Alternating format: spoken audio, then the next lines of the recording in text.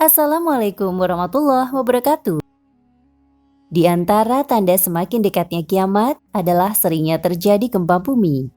Disebutkan dalam hadis dari Abu Hurairah radhiyallahu anhu bahwa Nabi Shallallahu alaihi wasallam bersabda, "Tidak akan terjadi kiamat sampai ilmu itu diangkat. Waktu semakin pendek, banyak gempa bumi, fitnah merajalela, dan banyak terjadi al-haraj." Sahabat bertanya, "Apa itu al-haraj?" Beliau menjawab, "Pembunuhan, pembunuhan." Hadis riwayat Bukhari. Gempa bumi dengan skala yang besar sering terjadi pada tahun-tahun terakhir ini. Banyak korban jiwa karenanya.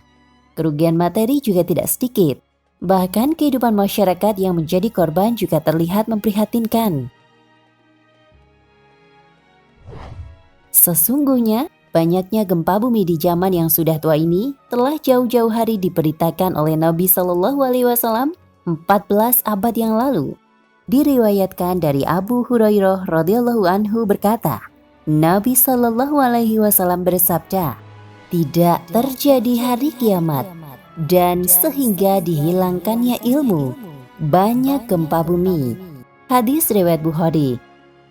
Dalam Musnad Imam Ahmad, ketika Nabi Shallallahu alaihi wasallam duduk-duduk bersama para sahabatnya, di antaranya Salamah bin Nufail perawi hadis ini, beliau menyebutkan sebuah hadis yang di antara isinya, "Sebelum terjadi kiamat akan terjadi kematian-kematian yang mengerikan, dan sesudahnya akan terjadi tahun-tahun gempa bumi."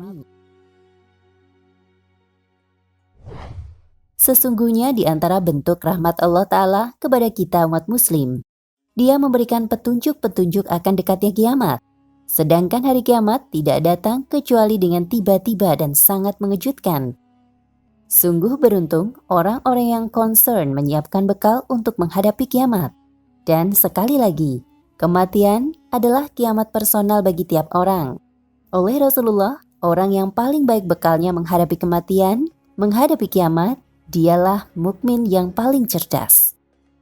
Mereka yang paling banyak mengingat kematian dan paling baik persiapannya untuk menghadapi kematian itu sebelum turun kepada mereka. Mereka itulah yang termasuk mukmin yang paling cerdas. Hadis riwayat Ibnu Majah, Hakim, Baihaqi, dan Tobroni.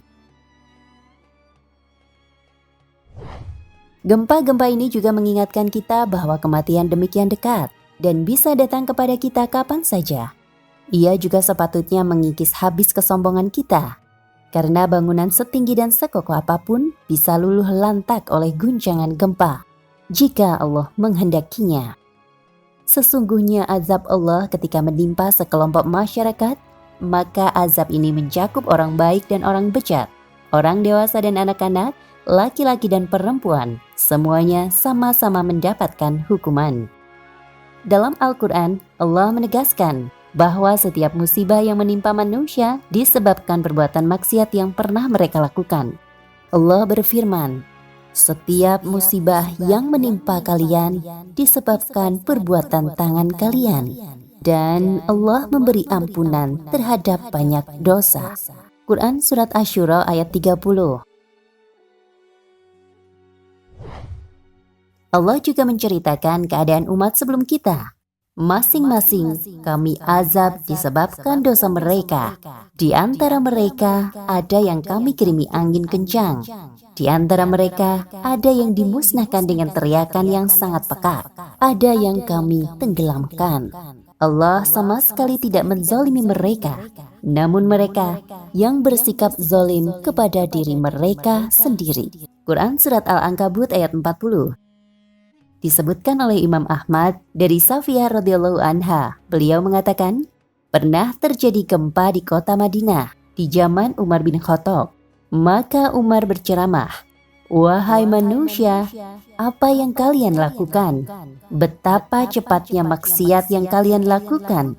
Jika terjadi gempa bumi lagi, kalian tidak akan menemuiku lagi di Madinah." Dari pernyataan Umar, beliau memahami bahwa penyebab terjadinya gempa di Madinah adalah perbuatan maksiat yang dilakukan masyarakat yang tinggal di Madinah. Pernyataan ini disampaikan kepada para sahabat dan mereka tidak mengingkarinya. Ini menunjukkan bahwa mereka sepakat dengan pemahaman Umar radhiyallahu anhu.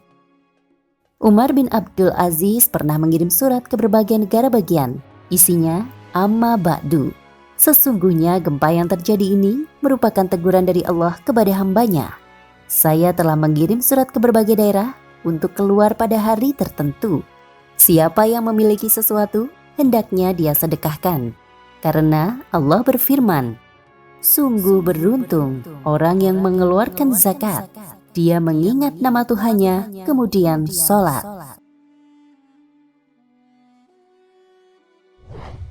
Dan aku perintahkan mereka untuk mengatakan sebagaimana yang diucapkan Adam. Ya Allah, kami telah menzolimi diri kami. Jika Engkau tidak mengampuni kami dan merahmati kami, tentu kami akan jadi orang yang rugi. Aku juga diperintahkan agar mereka mengucapkan sebagaimana yang dikatakan Yunus. La ilaha illa anta, subhanaka, sesungguhnya aku termasuk orang yang zalim. Al-Jawabul Kafi, halaman 88.